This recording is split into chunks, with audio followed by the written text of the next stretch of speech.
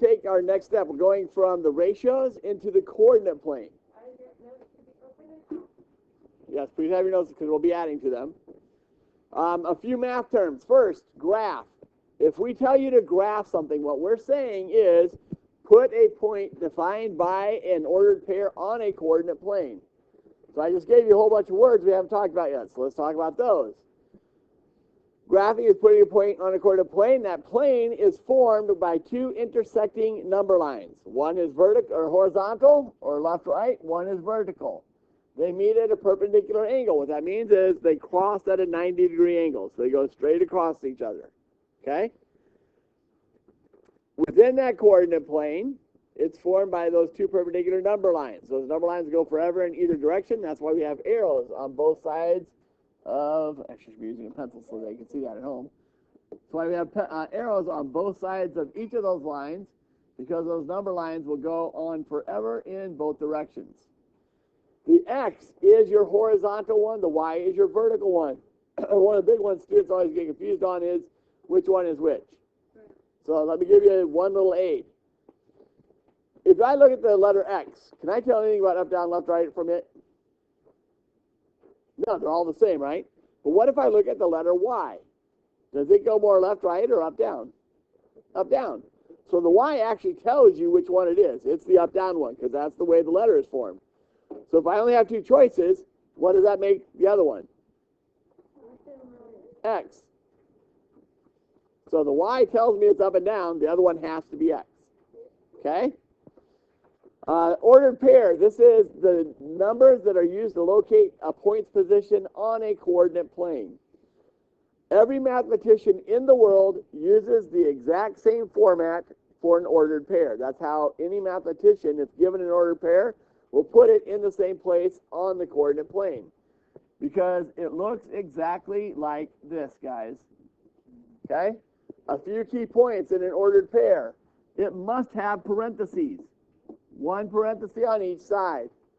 It must have a comma in between the two numbers. It must have two numbers.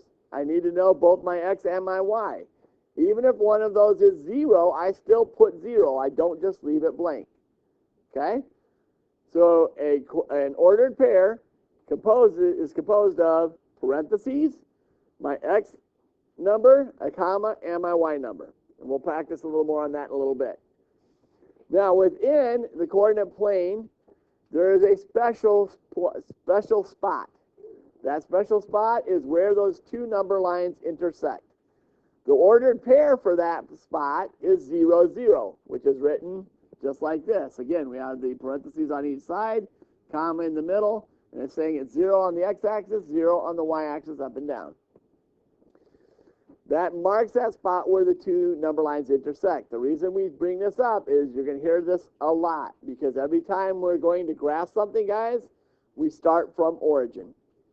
Today, in this module, the lessons won't be too hard as far as the coordinate plane, because we're only doing one quadrant of the coordinate plane. But we are going to introduce negative numbers to you this year, where we're going to do all 4 quadrants, meaning you're always going to start at the 0, 0, because that's going to tell me, am I going left or right, and then am I going up and down. Today, everything's going to be right and up. Makes it a little bit easier, but we're just preparing you for the future. So any question on any of that terminology? Okay. So our next part is, now we're going to build a graph. Building a graph actually tells a story. The whole concept of a graph is it gives me a visual and tells me an entire story just in one small picture. That story begins with the title. There has to be a title so I know what this graph is telling me about. You put the title above the graph so that we can see very quickly what this whole story is about. Then you're going to label the two axes. Not only are you going to put in the X and the Y, you're also going to say what each of those represent. And that is going to come from the story that you are telling, what it is that you're comparing. When you are labeling your two axes and you're telling me what each of them are, you must include units. Again, our graph has to tell the whole story. Units is a big part of that story because it tells me what type of size I'm looking at. Within those, on those axes, you're then going to determine the interval, or how far apart each number is. A lot of that is going to be based on the data. If my data is really close, I'm going to use small numbers. If my data has a big difference, I'm going to use big numbers in between them. Okay? However, once I've decided on one axis what that interval is, that interval can't change on that axis. Okay? So we normally say write everything. Don't write this, because I'm just going to give you an example. So on this graph, if I'm putting in my intervals, I can't go 2, 20, 100. That doesn't work. You can't do that. That's going to give you a completely wrong picture. Once I determine what that first interval is, that has to be how far apart every point on that axis is. So if I started at 2, it would have to go 4, 6, 8, like that. Now that being said, on my other axes, I don't have to use those same numbers. It's okay to change what your interval looks like on the other axis. However, once I've determined what that interval is, say this is a bigger one, like 100, whatever that interval is, I continue that going up. So I couldn't go 1, 2, 300, and 1,000. I can't do that. I have to keep going by 100. Does that make sense? I told him not to write this part, because this is just an example with bad numbers. We'll do an example with good numbers in a minute. Does that make sense to everybody, though? You understand what I talk about? The interval has to be the same on the axis, but it can be different between the two axes. Okay? And then once you have all of your points down, you're going to then plot the points. They're going to be given to you in some format, and all you're going to do is put them onto the graph itself. Whenever I'm going to plot the points, I'm going to start at origin, where those two number lines intersect. The first thing I'm going to do is go right or left, so I'll go over. In this case, I'm going to be going positive. I stop, or I pause, and then I read my second number, and then I'll go either up or down. Once I get to that second point, that is where I actually finally draw in my dot. And we'll practice that quite a bit today. Okay? So that is your process for building a graph. So it's going to make a lot more sense when we actually do a problem. So let's do this, and then we'll work through it together. So our example, find the number of cups of sugar needed if for each pie Carrie makes, she has to use 3 cups of sugar. So first we're going to build a table on this. Continue practicing our tables. What's the first thing I need to do on my table, Mateo, since you want to hum? Label it what?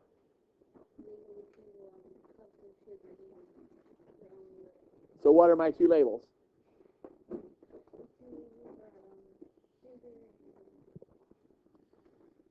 Sugar and, you're right, we have to say cups and what? And pies. Okay? So, given that I'm comparing sugar and pies, what's my next entry in my table?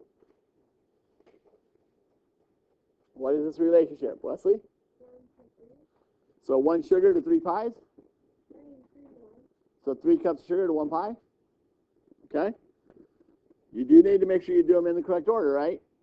So what would my next entry be? Emma? 6 to 2. And then? 9 to 3. Good job. 9 to 3. Asena? 12 to 4. 15 5. 18 6. Okay, is my table good? Emma? Good. Thank you. I didn't show my work. Please remember to show your work, guys. We need to make sure you're understanding what you're doing on these tables. It's a lot easier when it's additive. We're actually going to show you some multiplicative tables today that we're really blowing kids' minds. So show your work. Show us how you're getting from one level to the next. Okay, now that we've got this, can I now build ordered pairs from this? How? How do I know what's X and what's Y?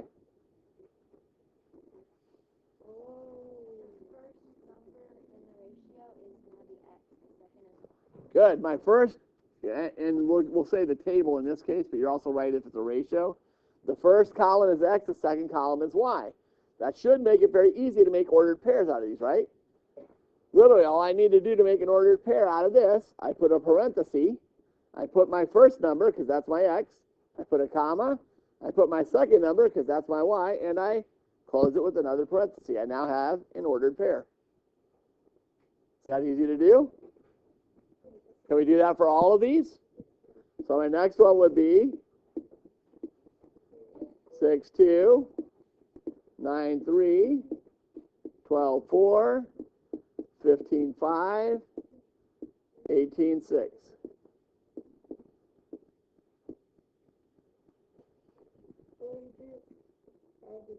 Easy, correct? Good. You want it to be easy.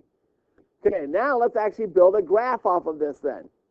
So to build a graph, first thing I need to do is I have my x and my y axis. I label them x, y, but from my table, what is the x-axis? What does that represent? JJ? Good. Sugar, and remember to include units. So I'm going to say my sugar in cups. What is my y-axis? Pies, specifically the number of pies. So I'm going to use the hashtag. We'll say the number of pies. Okay?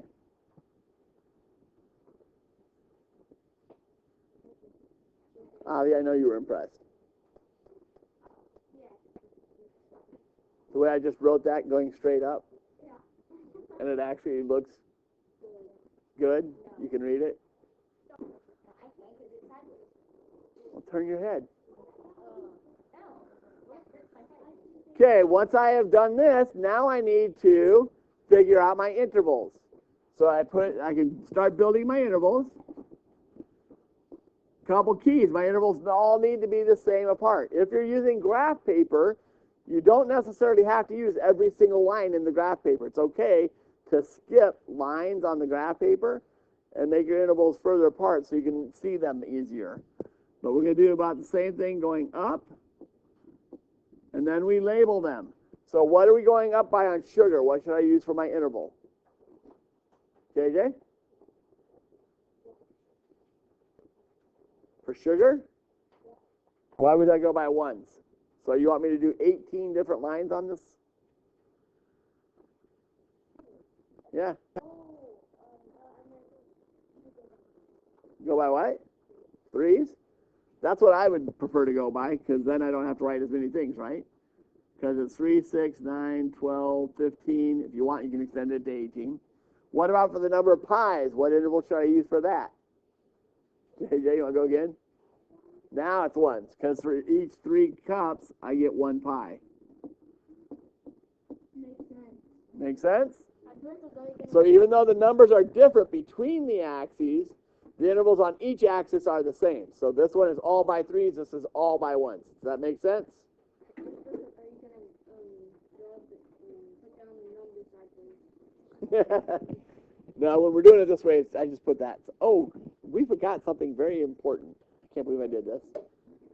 Not the label. What was step 1, Madison? I didn't put the 0. You're right, I can do that. So origin 0, 0. Jasmine? The title. So the title is, what is this graph about? What is this graph about, guys? Carries pies. You could use sugar per pie, but that's actually given in the labels. The story is these are pies that Carrie is making, so I'm going to call it Carrie's pies. So Carrie's pies, that's what we'll call our graph, because that's what we're talking about, how much sugar she needs for each pie. Now we're actually on the last step, which is plotting our points. So to plot the points, all we do, we put our pencil right here at origin. I read the first one, which is 3, 1, means I go over to 3. I'm going to go up to 1. I go over, and where that little line, those lines intersect, is where I draw my dot. I'm going to go back to origin. I go to my second one. It goes over to 6. I go up to 2. Where those lines cross is where my point goes. I come back to origin. I go over to 9. I go up to 3. I come over. Where those lines intersect, that's where my dot goes. I keep doing that until I have either labeled all the points I've got on my graph or on my table, or I know that I've gotten enough to get my answer. That was not a very good line.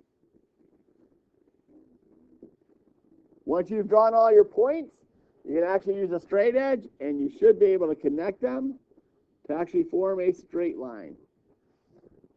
One last piece, when we draw the line through the points, make sure you put an arrow at the end, because this line will go on forever. This relationship never changes. Questions? JJ?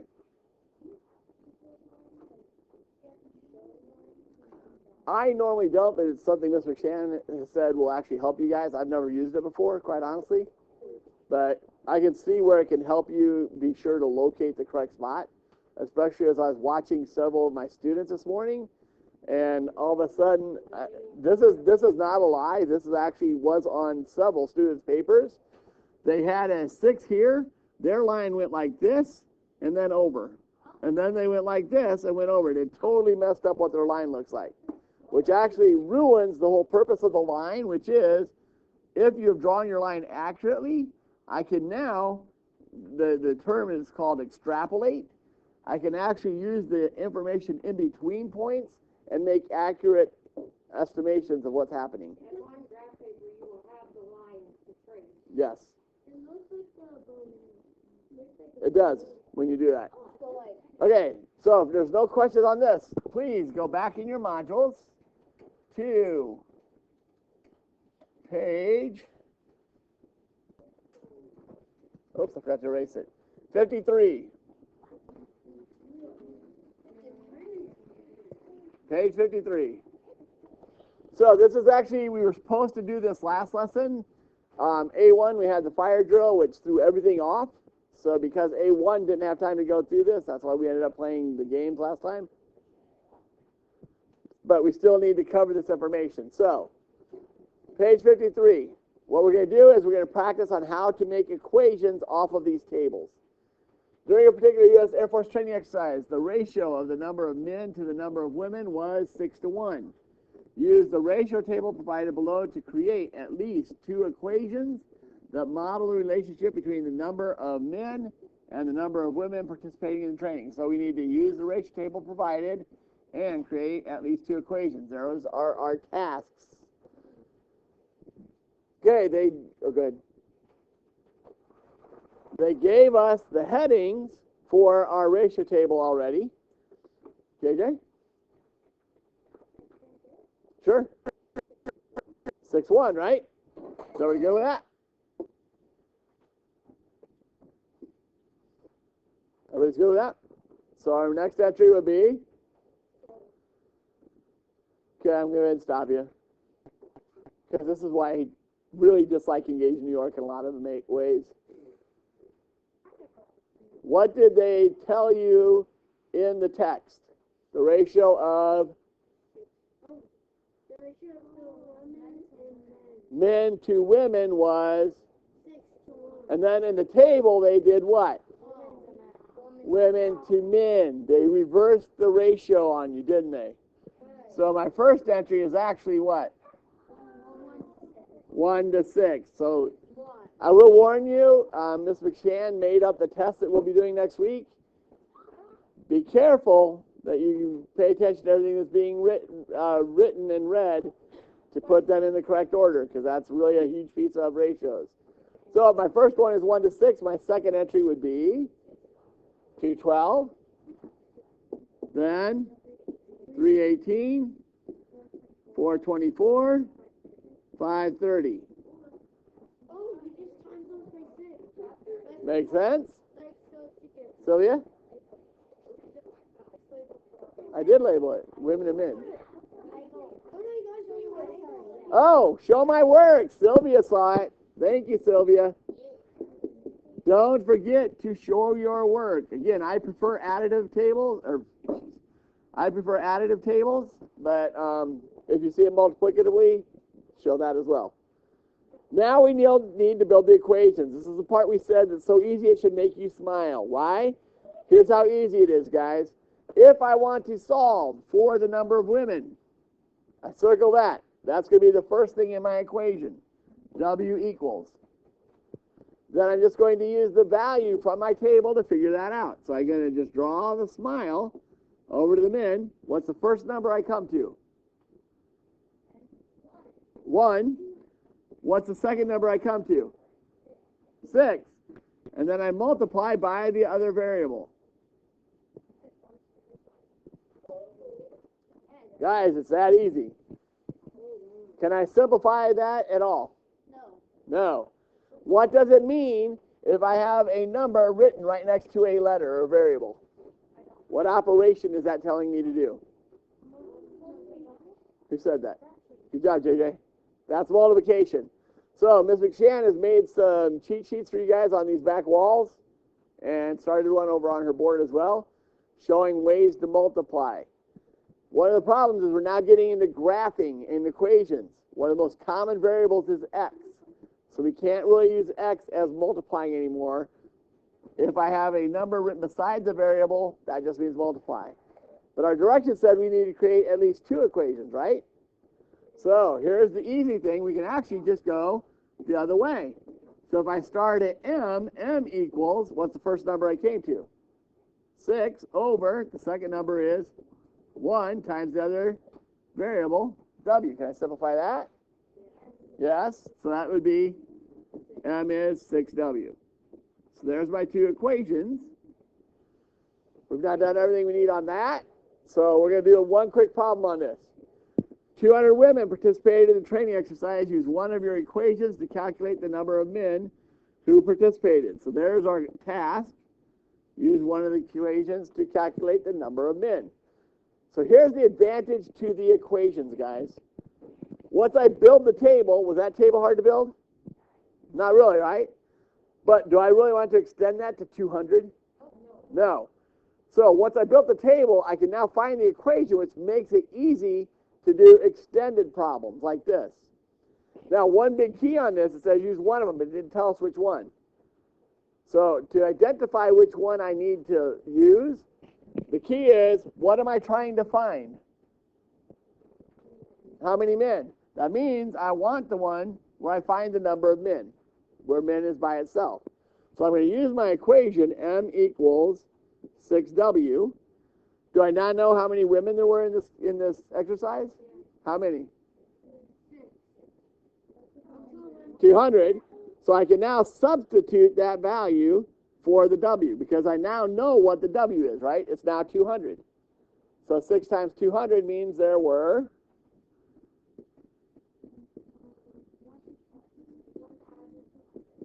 1,200. And now we can answer. There were 1,200 men.